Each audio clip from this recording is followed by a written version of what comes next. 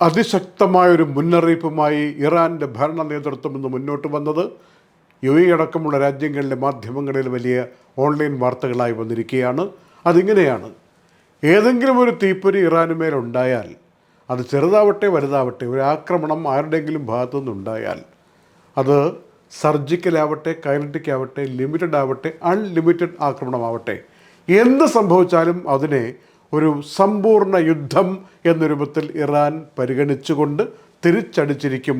ആ തിരിച്ചടിയുടെ ആ പ്രഹരശേഷിയുടെ അളവ് വളരെ കൂടുതലായിരിക്കും എന്ന മുന്നറിയിപ്പാണ് ഇറാൻ ഇന്ന് നൽകിയിരിക്കുന്നത്. അമേരിക്കയുടെ പടക്കപ്പൽ സൈനിക വ്യൂഹമായ US അർമാദ എന്ന സൈനിക കപ്പലുകളുടെ പട ഇങ്ങോട്ട് മിഡിൽ ഈസ്റ്റ് മേഖലയിലേക്ക് വരികയാണ് എന്ന് ട്രംപ് പറഞ്ഞ ഉടനെയാണ് അതിൻ്റെ പ്രതികരണം എന്ന രൂപത്തിൽ ഇറാൻ്റെ ഭരണ നേതൃത്വം നേരത്തെ പറഞ്ഞ പ്രസ്താവന പുറപ്പെടുവിച്ചിരിക്കുന്നത്. ഈ അർമാദ സഖ്യം ഇങ്ങോട്ട് വരുന്നു എന്ന് പറയുമ്പോൾ ഒരു കപ്പലല്ല, നിരവധി കപ്പലുകളാണ്. എല്ലാ സൗകര്യങ്ങളുമുള്ള യുദ്ധ തന്ത്രജ്ഞതയെല്ലാം ഉള്ള കപ്പൽ വ്യൂഹമാണ്. ഇത് അറിഞ്ഞ സമയം മുതൽ തന്നെ യൂറോപ്പിൽ നിന്ന് ഈ ദുബായ് ഭാഗത്തേക്കും മിഡിൽ ഈസ്റ്റിലെ പല ഭാഗത്തേക്കും വരുന്ന പല ഫ്ലൈറ്റുകളും റദ്ദാക്കുകയോ അങ്ങോട്ട് മാറ്റിവെക്കുകയോ റീറൂട്ട് ചെയ്യുകയോ ഒക്കെ ചെയ്തിട്ടുണ്ട്. ആദ്യം KLM മുന്നോട്ട് വന്നു. അതിപ്പോൾ കുറച്ച് ഫ്ലൈറ്റുകൾ റദ്ദാക്കിയിട്ടുണ്ട്. പ്രത്യേകിച്ച് ദുബായിലേക്കുള്ള, ടെൽ അവീവിലേക്കുള്ള, ദമാമിലേക്കും റിയാദിലേക്കുമുള്ള ഫ്ലൈറ്റുകളൊക്കെ റദ്ദാക്കിയെന്നാണ് KLM അറിയിച്ചിരിക്കുന്നത്.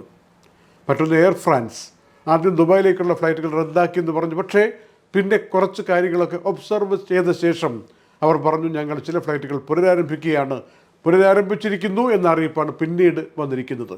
യൂറോപ്പിൽ നിന്നുള്ള ഒരു വിമാന കമ്പനി കൂടി, ലക്സംബർഗിൻ്റെ ലെക്സ് എയർ, ദുബായിലേക്കുള്ള സർവീസുകൾ തൽക്കാലം നിർത്തിവെക്കുകയാണ്, 24 മണിക്കൂർ നേരത്തേക്ക് നിർത്തിവെക്കുകയാണ് എന്ന രൂപത്തിൽ അറിയിപ്പുമായി മുന്നോട്ട് വന്നിട്ടുണ്ടെന്നും റിപ്പോർട്ടുകൾ ഇപ്പോൾ പറയുകയാണ്. റോയിട്ടേഴ്സിൻ്റെ റിപ്പോർട്ട് അനുസരിച്ച്, അതുപോലുള്ള പല മാധ്യമങ്ങളുടെയും ഏജൻസികളുടെയും റിപ്പോർട്ടുകളും സൂചനകളും അനുസരിച്ച് USS എബ്രഹാം ലിങ്കൺ എന്ന പടക്കപ്പൽ ഒമാൻ സീ എന്ന് പറയുന്ന ഗൾഫ് ഓഫ് ഒമാൻ ഭാഗത്തേക്ക് അല്ലെങ്കിൽ അറബിക്കടലിലേക്ക് എത്തിക്കൊണ്ടിരിക്കുകയാണ് എന്ന സൂചനയും എത്രയും വേഗം ഈ പ്രദേശത്ത് തമ്പടിക്കും എന്ന രൂപത്തിലുള്ള വാർത്തകളും പുറത്തു വരികയാണ്. ഇതിനിടയിൽ അമേരിക്കയിൽ നിന്ന് വരുന്ന വാർത്തകൾ, അവിടെ മഴ പോലെ പെയ്യുന്നത് മഞ്ഞാണ്. അതിശക്തമായ കൊടുങ്കാറ്റ് പല സ്റ്റേറ്റുകളിലും ആഞ്ഞു വീശാൻ തുടങ്ങിയിരിക്കുന്നു. ഇതനുസരിച്ച് മൊത്തം ഒരു 335 മില്യൺ ജനത അമേരിക്കയിലുണ്ടെങ്കിൽ അതിലേതാണ്ട് 160 മില്യനും 230 മില്യനും ഇടയിലുള്ള ജനങ്ങൾക്ക്, ഏതാണ്ട് 20 കോടിയിലധികം ജനങ്ങൾക്ക് ഇപ്പോൾ വളരെ വലിയ ബുദ്ധിമുട്ടുണ്ടാക്കുന്ന വിധത്തിൽ കാലാവസ്ഥ പ്രതികൂലമായി നിൽക്കുന്നു എന്നുള്ളതാണ്. നമുക്കറിയാമല്ലോ, എമിറേറ്റ്സ് ഫ്ലൈറ്റ് അടക്കം റദ്ദാക്കപ്പെട്ടിരിക്കുന്നു. വാഷിങ്ടണിലേക്ക് നാളെ പോകേണ്ടിയിരിക്കുന്ന ന്യൂയോർക്കിലേക്കുള്ള ഫ്ലൈറ്റുകൾ ഒക്കെ എമിറേറ്റ്സ് റദ്ദാക്കിയ വാർത്തകൾ പുറത്തു വരികയാണ്. അങ്ങനെ ലോകത്തിൻ്റെ പല ഭാഗത്തു നിന്നും അമേരിക്കൻ സിറ്റികളിലേക്കുള്ള ഫ്ലൈറ്റുകളൊക്കെ റദ്ദാക്കി അങ്ങോട്ട് മാറ്റിവെച്ചിരിക്കുന്നു എന്നുള്ള റിപ്പോർട്ടാണ് വന്നിരിക്കുന്നത്. അത്ര അതിശക്തമായ ശൈത്യത്തിലേക്ക്, മഞ്ഞ് വീഴ്ചയിലേക്ക് അമേരിക്ക കടന്നിരിക്കുന്നു. ഭൂരിഭാഗം സ്റ്റേറ്റുകളും എന്ന അർത്ഥത്തിൽ റിപ്പോർട്ട് വരികയാണ്. കെൻറ്റുക്കി, അതുപോലെ മിസിസിപ്പി, ടെക്സസ് അടക്കമുള്ള സ്റ്റേറ്റുകളിലാണ് അതിശക്തമായിട്ടുള്ള മഞ്ഞ് വീഴ്ചയും കൊടുങ്കാറ്റിൻ്റെ രൂപത്തിലുള്ള കാറ്റുവീശലും ഉണ്ടായിരിക്കുന്നത്. അവിടെ സ്കൂളുകൾ പ്രവർത്തിക്കാൻ പറ്റുന്നില്ല. വൈദ്യുതി ബന്ധം ഏത് സമയത്തും തകരാറിലാകാം എന്ന് പ്രതീക്ഷിച്ചുകൊണ്ട് ആളുകൾ നിൽക്കുന്നു. സൂപ്പർ മാർക്കറ്റുകൾ കാലിയാകുന്നു. ഇവൻറ്റുകളെല്ലാം മാറ്റിവെക്കുന്നു എന്ന രൂപത്തിലുള്ള റിപ്പോർട്ടുകളും വരികയാണ്. UAEയുടെ കാലാവസ്ഥയിലേക്ക് വന്നാൽ, ഇന്ന് വൈകുന്നേരം ആകാശം നല്ല മേഘാവൃതമായി കാണപ്പെട്ടു. രാത്രി തണുപ്പ് കൂടിയിട്ടുണ്ട്. നാളെ ചാറ്റൽ മഴയെങ്കിലും UAEയുടെ പല ഭാഗങ്ങളിലും ഉണ്ടാവാനുള്ള സാധ്യത പറയുന്നു. പ്രത്യേകിച്ച് വടക്കൻ എമിറേറ്റുകളിൽ, കിഴക്കൻ ഭാഗത്ത് ഒക്കെ മഴയുണ്ടാകാനുള്ള സാധ്യത പറയുന്നുണ്ട്. തണുപ്പ് കൂടുന്നത് മാത്രമല്ല, കടൽ തീരങ്ങളിൽ ശക്തമായ കാറ്റ് വീശുമെന്നും കടലിൽ പോകുന്നവർ ഇതൊക്കെ പരിഗണിച്ചിട്ട് വേണം കടൽ കാണാൻ പോകേണ്ടതെന്നും സൂചനയുണ്ട്. മറ്റൊരു പ്രധാനപ്പെട്ട വാർത്ത, ഇന്നലെയും ഇന്നുമായി അബുദാബിയിൽ നടന്ന ത്രിതല അന്താരാഷ്ട്ര സമാധാന ചർച്ച, അമേരിക്കയും റഷ്യയും യുക്രൈനും UAEയുടെ സാന്നിധ്യത്തിൽ അബുദാബിയുടെ മണ്ണിൽ വെച്ച് നടത്തിയ ചർച്ച സമാധാന പരിപാലനത്തിന് ഫലപ്രാപ്തിയിലേക്ക് എത്തുന്ന വിധത്തിലായി നിൽക്കുന്നു എന്നാണ് പുതിയ സൂചനകൾ. രണ്ട് രാജ്യങ്ങളും, പ്രത്യേകിച്ച് അമേരിക്കയും റഷ്യയും യുക്രൈനും തന്നെ UAEയുടെ ഈ ഒരു ഇടപെടലിനെ പ്രകീർത്തിച്ചുകൊണ്ട് സംസാരിച്ചതായും റിപ്പോർട്ടുകളുണ്ട്. എപ്പോഴും സമാധാനത്തിൻ്റെ പാത തിരഞ്ഞെടുക്കുന്ന UAEയുടെ പ്രവർത്തനങ്ങളുടെ കൂട്ടത്തിൽ ഒരു പുതിയ തിലകക്കുറിയായി ഈ സമാധാന നിർദ്ദേശങ്ങൾ വന്നിരിക്കുകയാണ്. ഏതായാലും നമുക്കെല്ലാവർക്കും അറിയാവുന്ന മറ്റൊരു കാര്യം കൂടിയുണ്ട്.